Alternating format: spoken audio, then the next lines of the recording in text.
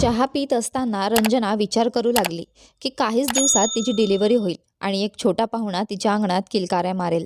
विचारात मग्न रंजना चहा पिऊन कप किचनमध्ये ठेवायला गेली. तेवढ्यात कॉल बेल वाजली. दारात रंजनाचा पती हितेश होता. आज इतक्या लवकर कसा आलास? रंजनाने विचारले. अरे, तब्येत काहीशी ठीक नव्हती आणि कामावर जाण्याचा मूड नव्हता, हितेशने उत्तर दिले. रंजना या आशेने हितेशजवळ उभी राहिली की तब्येत बिघडल्याचे ऐकून तो कदाचित काळजीने व्याकुळ होईल. तिला गळ्यात घेऊन प्रेमाने तिची विचारपूस करेल. पण काहीही न विचारता हितेश हात धुण्यासाठी बाथरूममध्ये निघून गेला. त्यामुळे निराश रंजना स्वयंपाकघराकडे वळली. लग्नाच्या 4 वर्षांनंतर रंजना आई होणार होती. तिचा आनंद 7व्या आकाशाला पोहोचला होता. पण हितेश काही खास आनंदी नव्हता. रंजना एकटीच डॉक्टरकडे जायची, स्वतःच्या खाण्यापिण्याची काळजी घ्यायची. कधी हितेशला काही सांगितले तर तो कामाचा बहाणा करत आपली जबाबदारी झटकून मोकळा व्हायचा. रंजना मोठ्या आतुरतेने दिवस मोजत होती. तिला वाटत होतं की बाळ आल्यावर कदाचित हितेशला जबाबदारीची जाणीव होईल. त्याच्या मनातही त्या छोट्या जीवासाठी प्रेम जागं होईल. याच आशेने ती सर्व काही स्वतःच्या खांद्यावर पेलत होती. काहीच दिवसात बाळ आलं की सगळं ठीक होईल या विचाराने ती पुढे जात होती. त्या नाजूक काळातही रंजनाने कामावर जाणं सोडलं नव्हतं. गरजही नव्हती, कारण तिच्या आणि हितेशच्या मिळकतीवर घर आरामात चालत होतं. सलूनच्या मालकीणबाई रंजनाच्या कौशल्यावर फिदा होत्या. एका अर्थाने रंजनाच्या हातांच्याच कौशल्यामुळे ग्राहक संख्या वाढली होती.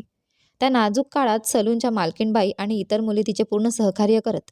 कधी तब्येत बिघडली किंवा खूपच थकवा जाणवला तर रंजना कामावरून सुट्टी घेत असे. एक खाजगी कंपनीत मॅनेजर असलेल्या हितेशचा स्वभाव खूपच रुक्ष होता. त्याच्या अधिपत्याखाली 2-4 लोक काम करत होते. त्याच्या ऑफिसमध्ये एक जागा रिकामी होती, त्यासाठी जाहिरात दिली गेली होती. ग्राहक सेवेसाठी योग्य व्यक्तीला निवडण्यासाठी सौंदर्य आणि मिलनसार स्वभाव असणं गरजेचं होतं.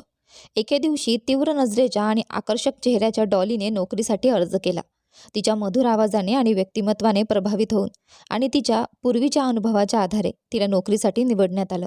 हितेशच्या आधिपत्याखाली असल्यामुळे तिला काम शिकवायची जबाबदारी हितेशवरच टाकण्यात आली. डॉली त्या मुलींमध्ये होती ज्यांना आपल्या कौशल्यापेक्षा आपल्या सौंदर्यावर अधिक विश्वास असतो. आतापर्यंतच्या अनुभवातून तिला हे ठाऊक होतं की अदाकारीने आणि सौंदर्याने किती सहज गोष्टी साध्य करता येतात. छोट्या शहरातून आलेली डॉली यशस्वी होण्याचं स्वप्न पाहत होती. काही दिवसातच तिने जाणलं की हितेश तिच्यावर फिदा आहे. तिने त्याचा भरपूर फायदा घ्यायला सुरुवात केली. डॉलीच्या जादूने हितेश तिच्यावर खूपच मेहरबान झाला.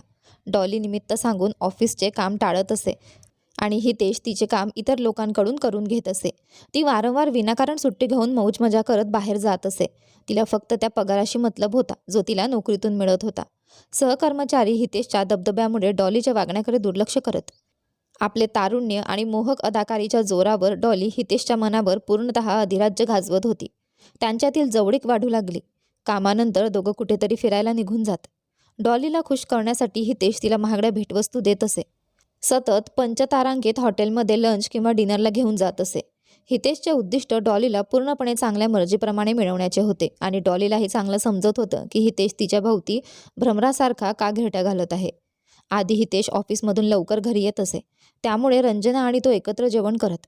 पण गेले काही दिवस त्याच्या वागण्यात खूप बदल झाला होता. तो ऑफिसला जाताना नीटनेटकं सजून जायचा. इकडे या सगळ्यांपासून बेखबर रंजना आपल्या लहान पाहुण्याच्या स्वप्नांमध्ये रमलेली होती. तिची दुनिया लहानशी झाली होती.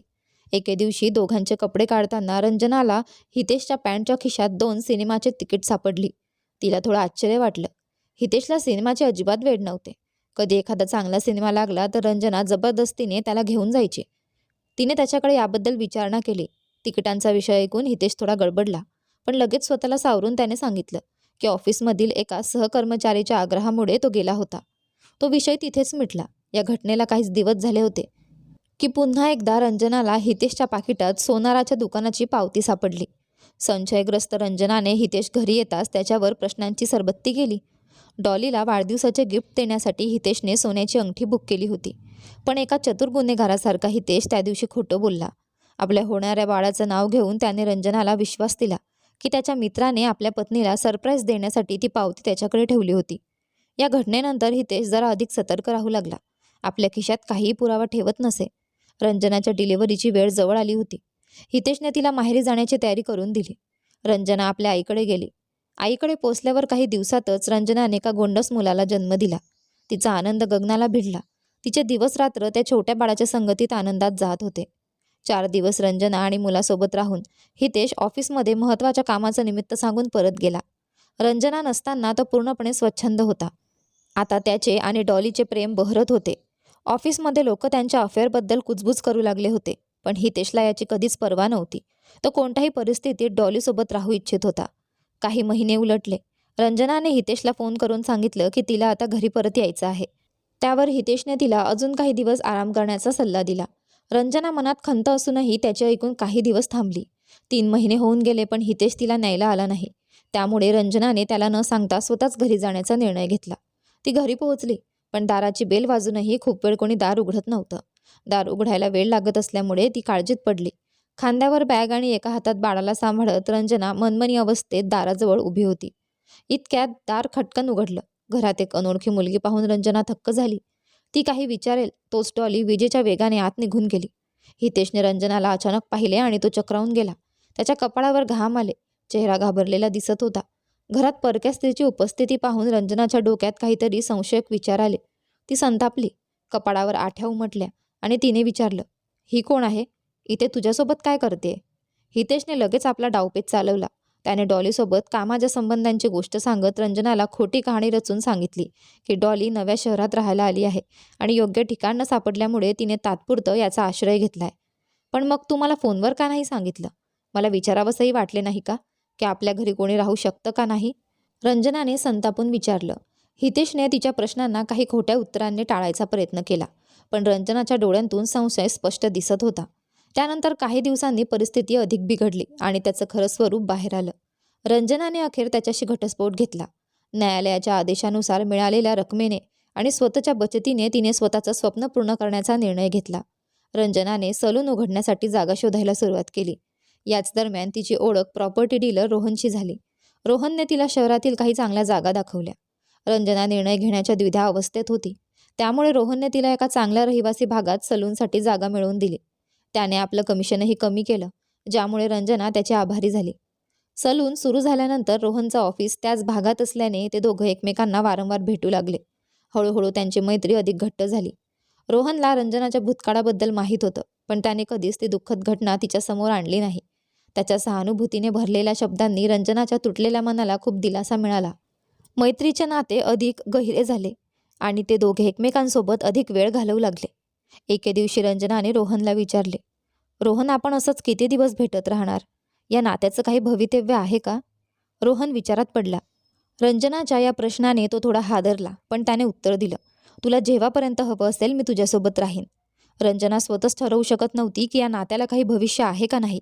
जेव्हा रोहनने तिला सांगितलं की त्याच्या घरचे जुने विचारांचे आहेत, तेव्हा रंजनाला खात्री झाली की ती घटस्फोटित आहे. हे कळाल्यावर त्याचे कुटुंब कधीही त्यांच्या नात्याला मान्यता देणार नाही. पुढील आयुष्याची भीती तिच्या मनात घर करून बसली होती. आपल्या खांद्यावर पर्स आणि डोक्यात विचारांचा गोंधळ घेऊन रंजना रोहनला भेटण्यासाठी निघाली होती. आपल्या नव्या आयुष्यात ती रोहनसोबत खूप आनंदी होती. एक दिवस रोहनच्या बाईकवर मागे बसून ती त्याच्याशी गप्पा मारत होती, तेव्हा बाजारात हितेशने तिला पाहिलं. रंजनाला रोहनसोबत पाहून त्याच्या असूयेने उग्र स्वरूप घेतले. रंजना आता त्याची पत्नी राहिली नव्हती, पण ती दुसऱ्या पुरुषासोबत आनंदी आहे ही गोष्ट त्याच्या मानसिकतेला पटत नव्हती. त्याच्या असुरक्षिततेने त्याला सतत टोचत ठेवले. घरी परतल्यानंतर हितेश खूप वेळ अस्वस्थ राहिला. रंजना इतकी आनंदी कशी? त्याच्या मनात विचारांचं काहूर माजलं होतं. डॉलीशी लग्न केल्यानंतरही ती केवळ प्रेयसीसारखी वागत होती. पत्नीच्या जबाबदाऱ्या ती पार पाडत नव्हती. डॉलीची उधळपट्टी आणि बेजबाबदार वागणूक पाहून हितेश त्रस्त झाला होता. त्याने तिला काही बोलायचा प्रयत्न केला तर डॉली त्याला घटस्फोट आणि पोलिसांच्या धमक्या देत असे. डॉलीशी लग्न करणं हा त्याचा मोठा चूक ठरली होती. हे आता हितेशच्या लक्षात आलं होतं. त्याला रंजनाच्या सुरुवातीच्या काळातील सहवास आठवू लागला. रंजना आता त्याच्यासाठी एक अप्राप्य स्वप्न बनली होती. कसाबसा रंजनाच्या घराचा पत्ता शोधून हितेश एके दिवशी तिच्या घरी पोहोचला. त्याला दरवाजावर पाहून रंजना चकित झाली. तू इथे कसा आलास? तुला माझा पत्ता कसा सापडला? तिने त्याला कठोर स्वरात विचारलं. हितेशने तिला कौतुकाने पाहिलं. सलूनसाठी सजून राहणारी रंजना आता अधिक आत्मविश्वासी दिसत होती. तिचे सौंदर्य आणि आत्मनिर्भरता यामुळे तिचं व्यक्तिमत्व अधिकच खुललं होतं. तू खूप बदलली आहेस रंजना, ओळखूही येत नाहीस, हितेश म्हणाला. तुझं काय काम आहे इथे? तिने थंड आवाजात विचारलं. तिच्या निर्भय वागण्याने हितेश अस्वस्थ झाला, पण लगेचच त्याने उत्तर दिलं. मी माझ्या मुलाला भेटायला आलो आहे. तू मला त्याच्यापासून दूर केलंस. रंजनाने उपहासाने हसत उत्तर दिलं.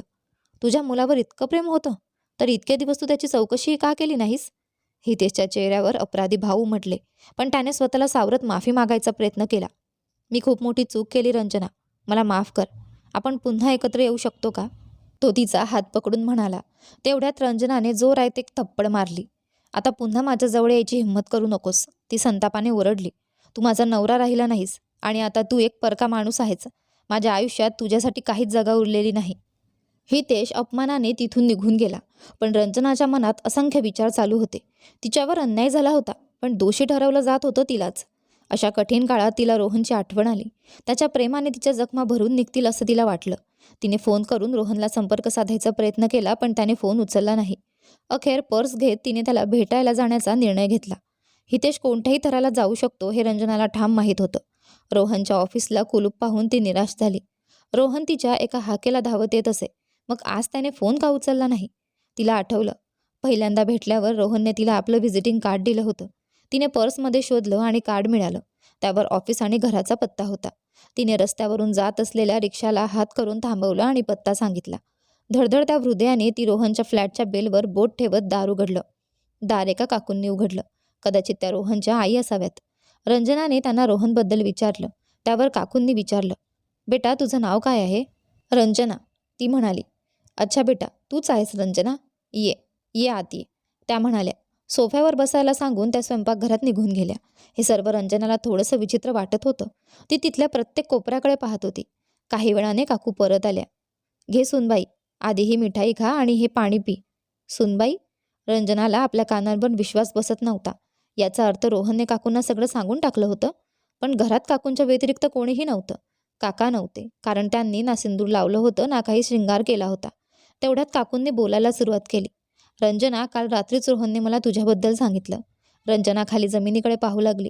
काकू म्हणाल्या, रंजना, मला तुला घटस्फोटीत असणं अजिबात खटकत नाही आणि मधुरचंही नाही. रंजना आश्चर्याने ऐकत होती. काकूंनी पुढे सांगितलं, 30 वर्षांपूर्वी माझंही तसंच झालं होतं जे तुझं झालं आहे. पण मी माझ्या पतीला सोडलं होतं. त्यानंतर मी कधीच मागे वळून पाहिलं नाही, ना दुसरं लग्न केलं. पण आज मला वाटतं, रोहनच्या डोक्यावर एका वडिलांचा आधार असणं गरजेचं होतं. काल गेला, पण आज माझ्यासमोर आहे. जेव्हा मला कळालं की रोहन आणि तुझं नातं आहे, तेव्हा मी ठरवलं की या घराची सून तूच होशील. काकू म्हणाल्या. इतक्यात बेडरूममधून रोहन बाहेर येताना पाहून रंजना चकित झाली. म्हणजे रोहननेच सगळी योजना आखली होती, जेणेकरून मी काकूंना भेटू शकेन? मॅडम, तर मग लग्नाची तारीख कधी ठेवायची? रोहनने विचारलं. तेव्हा रंजना लाजेने लाल झाली. रंजनासाठी हे सगळं अविश्वसनीय होते आणि त्यानंतर त्यांचे लग्न होते. आशा करते की तुम्हाला आमची ही कथा आवडली असेल. कथा आवडली असेल तर व्हिडिओला लाईक करा. तुम्ही चॅनलवर नवीन असाल तर सबस्क्राईब करा. आणि हो, नोटिफिकेशन बेल दाबा, जेणेकरून येणाऱ्या पुढील व्हिडिओची अपडेट तुम्हाला सर्वात आधी मिळेल. धन्यवाद.